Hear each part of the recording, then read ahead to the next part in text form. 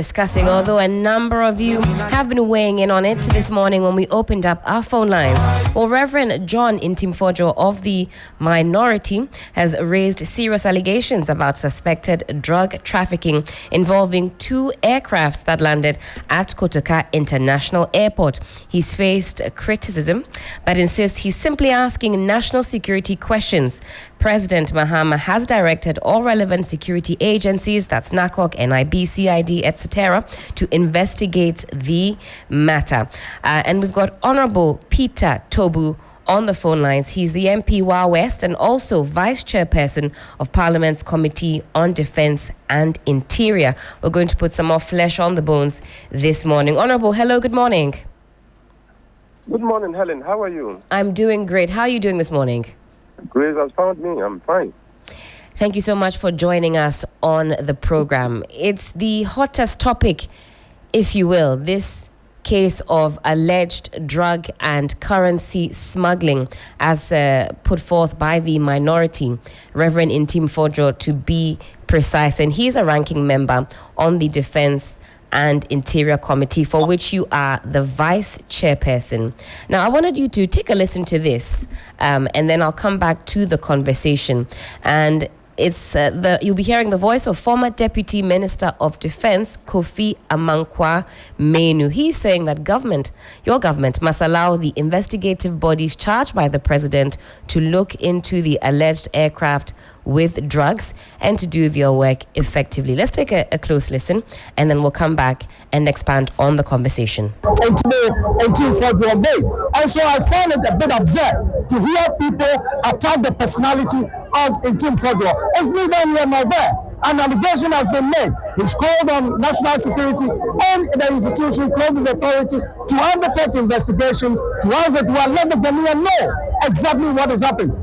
Is that a crime? The concern now is that he who alleges must prove, and so they want Reverend Intimfojo to prove his allegation. The Reverend Intimfojo is saying that the aircraft was an air ambulance. We were expecting to see patients in there, or after leaving, because it landed on 20th of March and left 25th of March. And what is even funny around the whole incident is the fact that we are told, and this is common knowledge, I read it on social media, that the day the aircraft left the tarmac of Kotoka International Airport, there was a total blackout. Does that not call for a lot of questions? We are asking questions. We have the right as members of the Defense and Interior Committee to ask government questions, and that is exactly what we are doing. Government must allow institutions to work. This does not call for attack on the personality or on the person of Reverend Intimfojo. We are asking questions and we want answers. On the Committee of Parliament, and as member of the committee, do you have evidence to back the claims? Well, do you want me to show you my evidence? We are on it. And when push comes to shove, Ghanaians will know where we stand. Thank you. All right, again, that was the voice of former Deputy Minister of Defense, Kofi Amankwa Menu. I still have Honorable Peter Tobu on the line. Honorable, the President has already ordered investigations into these alleged trafficking allegations raised by Minority's Reverend Intimfojo. Why hasn't that calmed the public discourse or suspicions? Thank you very much. Let me say good morning to your charity viewers and listeners. This is a very simple matter that we finally succeeded in complicating because we've given it too much currency. Why am I saying this? The ranking member of the Defense and Interior Committee, the committee in which I serve as the Vice Chairman, Reverend John Intimfojo, is a member of Parliament and understands parliamentary procedure. There is no parent in this country who will walk into Makwala and start shouting about the performance of his son. I want to find out how my son is doing in school. Your son is in Legon. If you cannot walk to Legon to find out how your son is performing, if you start shouting in the market, it will become news. Your son will even get to hear in Legon, he will be wondering, is my daddy okay? As a member of Parliament and a ranking member, you have unlimited access to the institutions and ministry that you have oversight over. As a ranking member of the Defense and Interior Committee, you have the right of oversight over the Ministry of Interior, the Ministry of Defense, either to the Ministry of National Security. Now, the Interior Minister has oversight responsibility over matters of national security. You can ask questions. Nobody can stop Reverend Ntim Fodjo, Honorable Member of Parliament for Asin South, from asking questions. But where do you ask your questions? You ask your questions at the committee level. You ask your questions on the floor of Parliament. How can you ever start as a member of Parliament, a ranking member, asking questions using the media? It baffles me. Why did it ever happen? Honorable Kennedy Japan, a tough-talking personality we know in this country, chaired that committee in the 8th Parliament. And not for once have we ever heard Honorable Kennedy Japan making pronouncement about matters within the Defense and Interior Committee. I am shocked. I'm surprised. Why? Because Honorable Ntim Fodjo, he's a fine gentleman. He understands the rules and regulations governing the Interior and Defense Committee, that we don't do partisan politics in there. Is that what's happening, would you say? That it's a pure case of partisan politics? He's introduced excessive partisan politics into the matter. And that is why I support the president with all my heart. That, listen, NACOC, Narcotic Control Commission, National Intelligence Bureau, the Criminal Investigations Department, all of them should come together and collaborate with the honorable member of Parliament to investigate the matter. These are serious allegations. And after the investigation, when you have a report, they should come to the committee and brief us. What is the outcome? But I'm sure that this could have happened even at the committee level, where all the ministers were with us during the budget hearing. Honorable Muntaka, a member of Parliament, is always with us. Honorable Dr. Omani Buama was always in Parliament, always at the committee meeting. And we had access to them. And the rule is simple. Put the question before them. These are pieces of information that are picked. And these are damning serious matters. And you look at it and brief us. After the briefing, if you have enough information to supply, you do that. We are looking at national security. We are looking at our national image.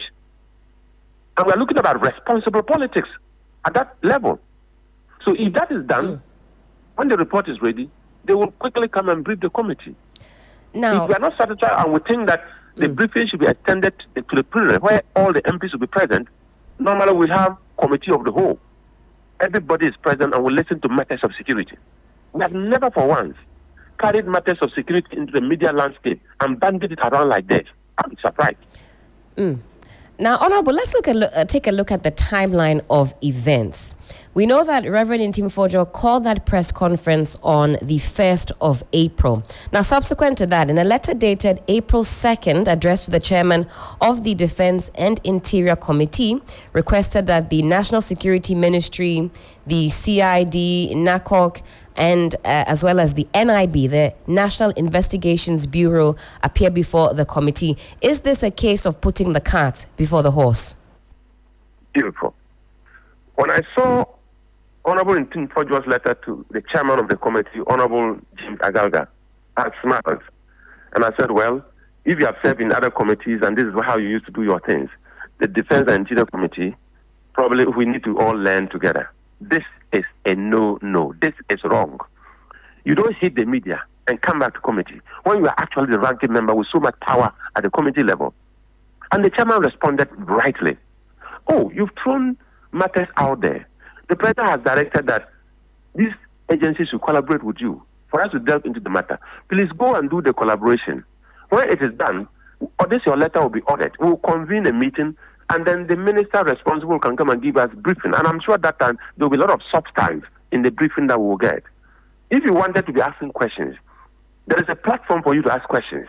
And that platform is your platform, your own platform, the Defense and Interior platform. Nobody stops you from that. You have unlimited access to the minister in terms of asking questions and seeking information. You know. But what you opted to do, probably there is a better way of doing it and you want us to learn. Please go ahead until you end, then we'll come back to the committee for a better briefing. And I supported my chairman's position 100%. How can you do that? Today, he's saying that nobody has invited it. I am surprised. Ranking member of the Defense and Interior Committee that is thinking about the security of this country, if I were him, with so much information that can help this nation protect our integrity, protect our image, and fight the war against drug abuse and related matters, I will walk to the Narcotic Control Commission and look for the Director General. I will walk to the National Intelligence Bureau and look for the Director General. I will walk to the CID headquarters, make a choice. But because of the directive of the President, of course, when you have NIB, CID, and NOCO coming together, I'm quite sure that the NIB will provide leadership in the collaboration process. You go to the NIB, they are your people. They are all working under the ministry that you have oversight over. You don't have a problem. Walk there and provide information to support them. Why are we not applauding the NIB for busting the cocaine that is worth street value about 350 million? Why are we not applauding them? Why are we not applauding national security for busting about 12 containers that contain some suspected gold and suspected dollars? Why are we not applauding them? Is it possible for somebody to stampede the national security during their investigations and tell them that you wasted so much time, you have to come and brief the public? I mean, in fact, Reverend Ntimfordjour states that we should be getting some updates on all these busts that you have mentioned. He says, what has become of them? What is the latest on these particular issues, on these busts? He says there's some tardiness on the part of government. That is exactly the reason why the people of Assin voted for him to represent them in Parliament. And the caucus, MPP caucus in Parliament, picked him out of the lot to represent them at the Defense and Interior level as the ranking member. So, Honorable Ntimfordjour stands in line as the leader of the Minority Caucus on matters of defense and interior. Honorable Ntimfordjour stands in the line as the representative of the good people of Asinsa. So, Honorable Ntimfordjour has a platform to ask questions. He has a platform to seek answers. He has a platform to provide information to support national peace and security. Honorable Ntimfordjour should not be found roaming from one radio station to the other, one TV station to the other, speaking wildly, as if he doesn't know where to go to. We don't do that anywhere when it comes to matters of security. And I've said this on many occasions, and I've cited this example using the former chairman, Honorable Kennedy Ohina Japan. Not for once did he ever make statements about happenings in the community, because if he needs a minister in the afternoon, he will call him. And Honorable Kennedy Japan had so much information. He provides the information. The minister says, we are aware of this. We are not aware of this. Let me cross-check and come back. He goes and cross-checks at 48 hours. He comes back and says, this is the brief. And I say, oh, yes, we collaborate to ensure that this nation remains peaceful. Because without Ghana, your political party has no standing.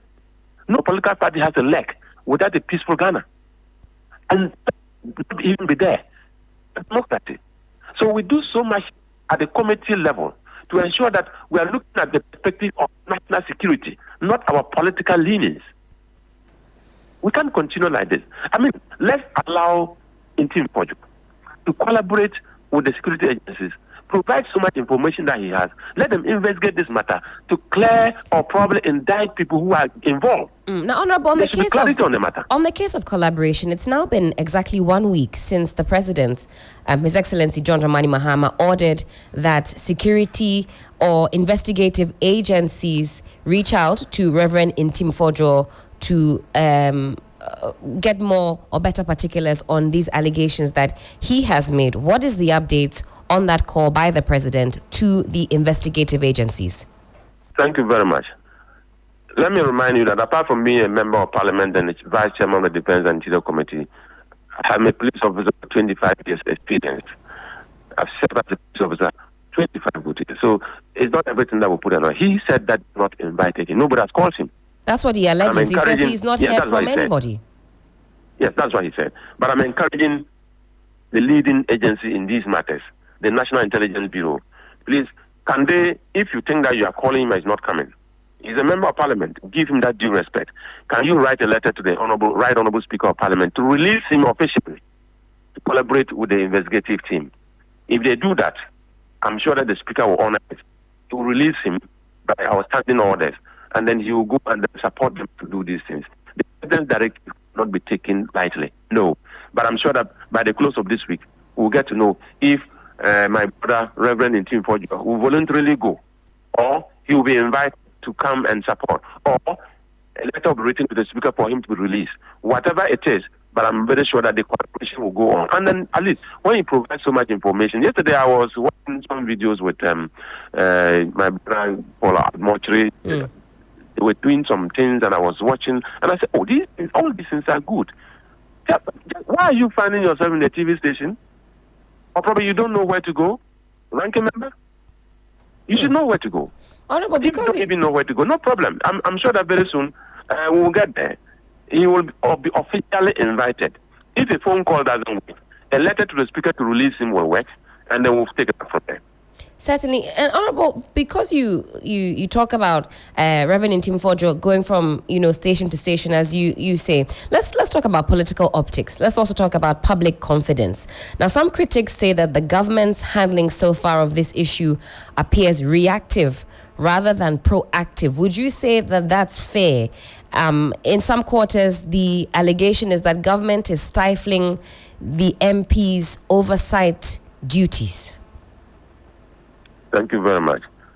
If anybody understands what oversight is, and the role of a ranking member, virtually a shadow minister, heavy weighted in the committee, nobody, and suppress the will of the ranking member in line with procedure. Nobody can do that. And there is no way the ranking member, you see what he did, if there were no public pronouncement, he had written the chairman requesting for that meeting because he had so much information. Leadership would have met, look at what he had, and we would have invited them to come. After all, we just rose. When we were together, we scheduled some meetings even in the holidays. We had to come back and do work for this country. He never raised that issue. If not, it could have been part. We have just fixed the date for the minister to come, and we'll fix the date that all of us will come back to us and meet the relevant minister to give us briefing.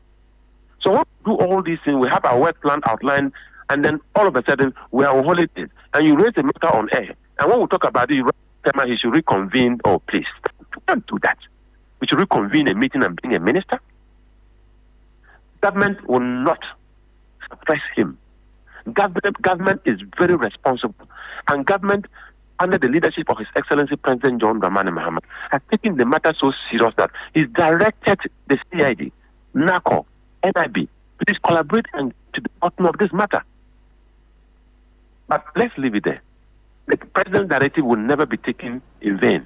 It will work. And the president will be happy that his agencies are working. Parliament will be happy that our colleague, Honorable Tim Fojo, has collaborated. And whatever will come out will be for the good of this country. Now, Honorable, given Ghana's past with narcotics and its image as a peaceful nation, what systemic safeguards are currently in place to prevent infiltration by traffickers? Thank you very much. The national security architecture is designed in such a way that it is supposed to prevent drugs from entering this country. But that is prevention. If you fail to prevent, you should not fail to detect. And if you prevent it doesn't work and it enters the country, you should be able to detect it. And that is why I'm saying that we should approach the NIB. 350 million worth of cocaine busted. That is the class that we should be talking about. The world should hear that we are very, very responsible as a nation. The world should hear that we are serious at fighting the war against drugs. The world should know that. I mean, national security is doing the best that it can. But if there are things that people with, security is a collective responsibility. If there are pieces of information that people gather that can support a resilient system to fight these menaces, go ahead and provide. We are all talking about the peaceful nature of this country that we are all enjoying. If you respect the fact that in 2016, when President John Dramani Mahama was leaving office, Global Peace Index indicated that Ghana was the 37th most peaceful country in the whole wide world. In 2024, it dropped to 55. Should we continue to drop? No. We should be doing something. And this, His Excellency John Dramani Mahama, with his track record in 2016, is back to do what is right. And all of us should support him. And my own good friend, Reverend Tim Fojo, should go ahead and collaborate. And all of us. If there is something that probably Tim Fojo doesn't even also know, and you also know, you can walk to the NIB, you can walk to CID, I have information for you. And the police will tell you, if you provide information, it is about your own safety. You are supporting the police to perform so that we can all sleep in peace. All of us are responsible citizens. Let's not sit and say it is somebody's duty. No, somebody is elected to lead, but it is our collective responsibility to support the person to provide us the right leadership, because Ghana is the only country that we have. Honorable, behind the politics, how damaging are these kinds of drug trafficking allegations to Ghana's international image, especially as a gateway to West Africa? I'm sure you've monitored that. That is the direction that this conversation seems to be taking. This idea, as put forth by Reverend Intim Fojo, that Ghana is fast becoming a drug hub. Thank you very much. I'm sure that my brothers and sisters who are working with the UNODC, they are sat with these pieces of information. They are in this country to support government, fight the drug war. They are in this country to ensure that our young people can grow without getting addicted to dangerous drugs. And all of a sudden, a member of parliament, not an ordinary member, a ranking member, not of any other committee, a committee in charge of defense and interior, is raising these issues. It makes the matter appear to be very, very serious. And that is why the president waded into it. If your country is declared globally as a drug hub, it affects negatively your image. It affects your economy. It affects investment. Because nobody wants to invest in a country that has a very bad image. Nobody wants to do that. So gradually, our attempt to reset this nation will be negatively affected. But let's come to think of it. Is that the intention of the NPP, being led by Honorable Intim Fojo at the Defense and Interior Committee level, to give a bad image to this government, so that it will not be, the president will fail in resetting the country? Will that inure to our benefit? Let's give the president peace of mind, do what he knows doing best, and let's all support him to reset this nation once and for all. Now, Honorable, away from this specific issue, we've also seen cited reports of maritime piracy, some money laundering concerns, and now aviation-related allegations. Does Ghana's security apparatus need a total re-evaluation? Thank you very much. If you look at the 2024 manifesto of the National Democratic Congress, we talk about retooling the army, we talk about retooling the navy, we talk about retooling the air force. You see, it appears that it's a deliberate attempt to just provoke people in this country and create a very bad image for His Excellency President John Dramani Mahama and his entire administration. How can a responsible member of parliament tell the world that on the last day of the last parliament, a loan facility was brought for parliament to approve for them to buy patrol boats for the navy to fight piracy, to fight crimes within the Gulf of Guinea area? And this is a government that has borrowed so much to the point that they cannot even service their debt. This is a government that says we have 8 good years to run this country, and they never thought about the navy. After the last day of the 8th parliament, you bring a loan in the night and expect that we should hurriedly pass that loan without thinking about due process, without thinking about value for money. How responsible could we have been if we had done that? And we told them, please, don't rush. What is the agency in this matter? You had 8 years. We can't do this tonight. We're even tired. And you go out there and tell the world that, you see, we are not supportive of the development or retooling of the Navy. When we told you, just wait. In a few weeks, we will reconvene as the 9th Parliament. And we are assuring you, if it is the right thing to do, we'll get the facility, retool the Navy, and probably even do better. And this is something you can tell the world, that we are not responsible, that we don't want to retool the Navy.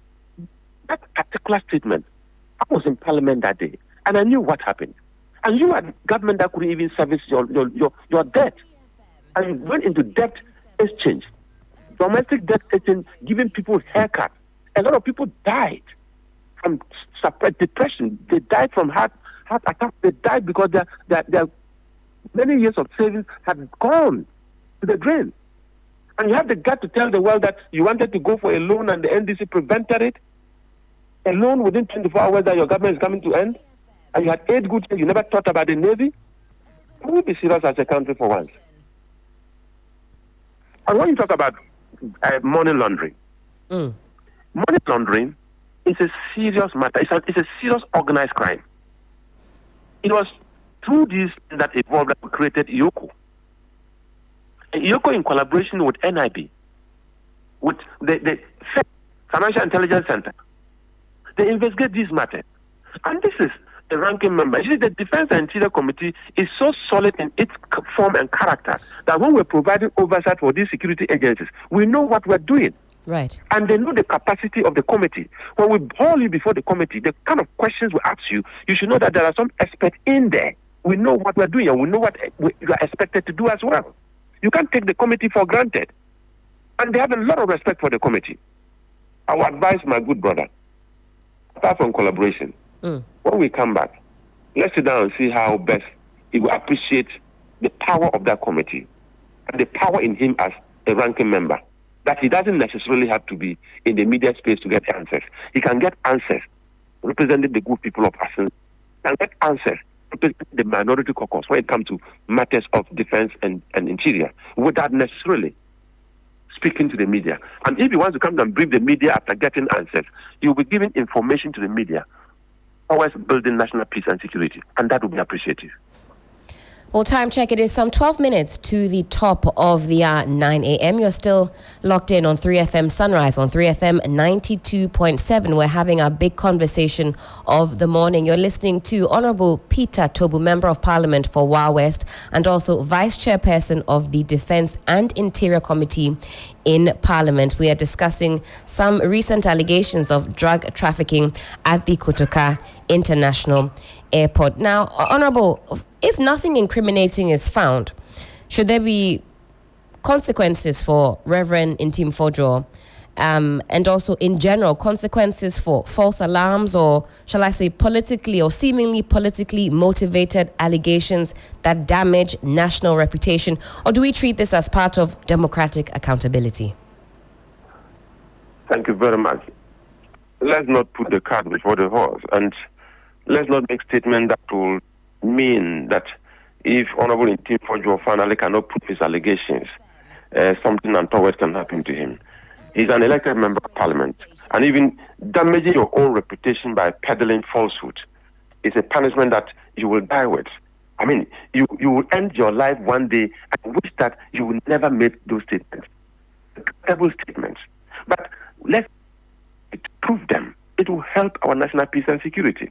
Let no one think it's just a red herring. I wouldn't want to go that way.